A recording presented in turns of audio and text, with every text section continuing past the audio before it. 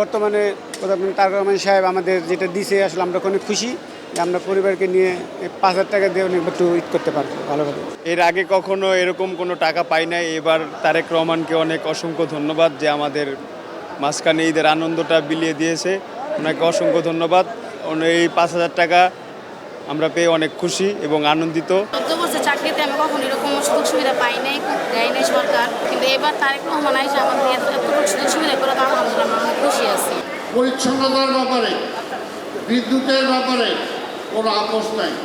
আমাদের সিআই যারা আছেন প্রত্যেকটা ওয়ার্ডে বলেছি যদি ট্রাক বেশি লাগে দেওয়ার জন্য, ময়লা আবর্জনা নেওয়ার জন্য বেশি দেওয়া হবে, কিন্তু কোথাও কোনো আবর্জনা পড়ে থাকতে পারবে না।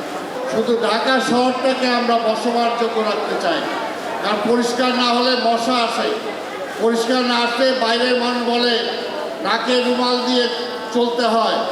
সেই কাজটা আপনারা করেন, সবচেয়ে কষ্টের কাজটা আপনারা করেন, এবং কষ্টের কাজ করেন বলেই দেখেন মাননীয় প্রধানমন্ত্রীর চোখে কিন্তু আপনারা পড়ছেন, আপনাদেরকে প্রথম উনি বিশেষভাবে পুরস্কৃত করছেন।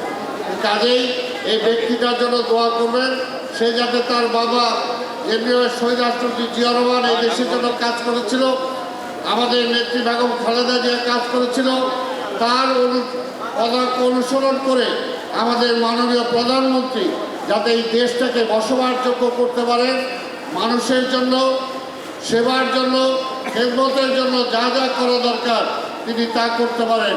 নির্বাচনের মাত্র অল্প সময়ের মধ্যে তিনি অনেক কিছু পূরণ করেছেন।